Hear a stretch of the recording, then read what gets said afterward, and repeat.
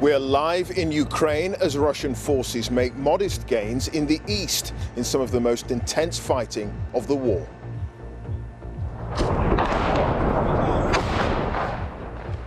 As the front line shifts in Moscow's favor, Ukrainian troops prepare to counterattack. Yes, good evening, Rita. As Russian troops intensify their attacks in parts of southeastern Ukraine, which are now seeing some of the heaviest fighting of the war. With the port city of Mariupol almost entirely under Russian control, their forces have been pushing north and west towards Zaporizhia, a city still in Ukrainian hands, where many civilians have sought refuge. Our correspondent Laura Bicker and camera journalist Julie Ritson have been to the front line, arriving as the Russians attacked. It started with a low rumble and plumes of black smoke. We'd barely arrived when the barrage began.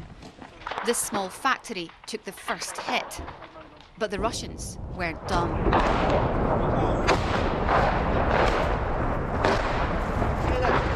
Get down.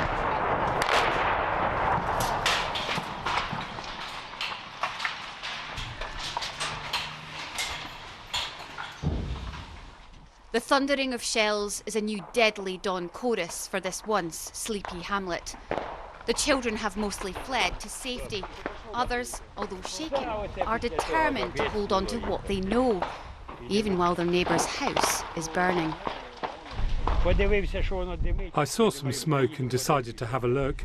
Yesterday evening I came down and saw that one. 2 houses down, there's no roof there anymore, and today this one got hit. The rest of the villages are along here, says the captain. With no electricity, meals are cooked outside when it's safe. But the blasts have forced them underground. However hard it may be to stay, their presence has become an act of defiance. We're waiting for victory. We want all our children, our grandchildren, to come back home, and we want somewhere to come back to. We want our home to stay unscathed, and not just ours, but for all the people that had to leave. I was told this building was intact this morning, which gives you an idea of kind of the intensity of shelling this village is facing. The Ukrainians have built up their forces, taken forces from elsewhere in the country and put them here to keep the Russians at bay. When I asked how far the Russians will come north, the answer I got was as far as we let them. And this invasion is personal to the local Ukrainian force. In our battalions, there are many people whose homes and relatives are in the occupied territories. They are very determined, and all they're waiting for is an order to advance, to come back to their home villages, towns and districts. There are no military targets here in these tree-lined streets, just much prized family homes. The volley of shells just missed this house. Oh yeah, that has been a direct hit. It's hard to comprehend just how close this war has come. I was under the shed there when I heard the shots and ran into the cellar.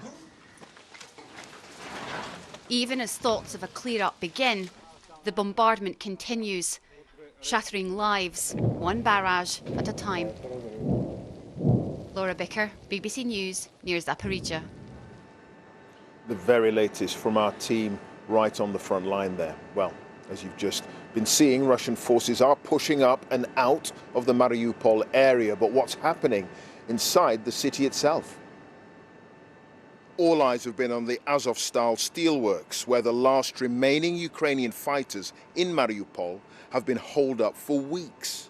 Now, new satellite imagery shows the extent of Russia's relentless air and ground bombardment of the plant to get those fighters out and finally declare a much-needed victory in a war that so far for Moscow isn't going according to plan. There are more problems further east for the Russian military in Severodonetsk. In this drone footage, an armoured column is trying to cross a river, but Ukrainian artillery, recently bolstered by the arrival of American howitzers, appears to have destroyed an entire battalion tactical group, which can comprise up to 900 men, as well as tanks and armoured personnel carriers. Finally, on the Black Sea coast, attention today has been focused on the small but strategically important Snake Island. Russian forces are in control here, but have been under attack from the air. Ammunition dumps, smaller vessels, and a surface-to-air missile launcher have been destroyed. Control of Snake Island could determine which side controls this stretch of the Black Sea. The battlefield picture there, but what about the continuing humanitarian cost? Well, the UN says more than 6 million people have fled Ukraine now since the war began. Some families have, of course, reached the UK. And for children, perhaps carrying the psychological scars of everything they've had to go through, they're also having to grapple with perhaps an unfamiliar language and new schools. Our education correspondent, Elaine Dunkley, has that story. So much has changed for Ksenia. This is one of our art lessons. This will be her new school in Leeds, a classroom hundreds of miles away from the conflict in Ukraine. Hi, this is Ksenia, who is actually joining us next week, so please say hello. I like it. In Ukraine, not so a lot of subjects which in this school. I like this. There will be somebody to show you where to go. Ksenia is determined to settle in as soon as possible, and her mother hopes this school will be a sanctuary. But thoughts of home never go away. Most of their family are still in Ukraine, in places where there is intense fighting.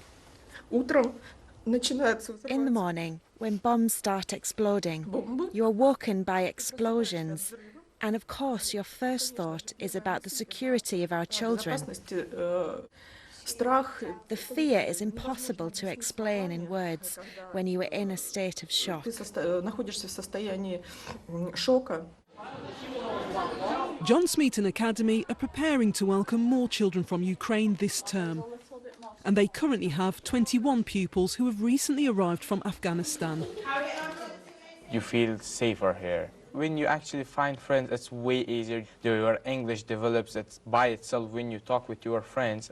Javid and Roman have settled in well, but they have a lot on their minds. Like many of the refugee children from Afghanistan, they are currently staying in hotels. It's pretty hard to do so because you can't really focus on your studies when you are living with someone else in a single small room. Roman tells me he's worried that when they are rehoused, he may have to move school. He likes this school and he wants to stay in this school till the end of high school. Welcome. Hi. Come on in. Hello. Some of these pupils have had an incredible amount of turbulence and disruption. We've got a great relationship with a family liaison officer who works closely with students who've come from Afghanistan seeking refuge.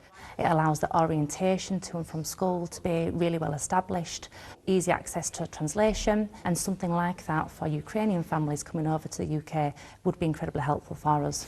Morning, Ksenia. Come on in. The government says it's working with local councils to ensure there is the right support. Subjects are on here.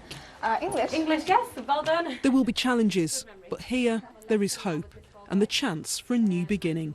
Elaine Dunkley, BBC News in Leeds. Some of those having to adjust to changed lives. Well, following Russian anger at the news yesterday that Finland is seeking membership of the NATO military alliance, we're hearing this evening that a Russian electricity company will stop supplies to the Finns from the early hours of tomorrow morning, saying there are problems with payments. Now, Russia supplies 10% of Finland's electricity. This is a reminder, a crucial reminder, that the weapons in this conflict being wielded by both sides include more than just guns and bullets. The economic dimension could be as much of a factor influencing the direction of this war as events on the battlefield.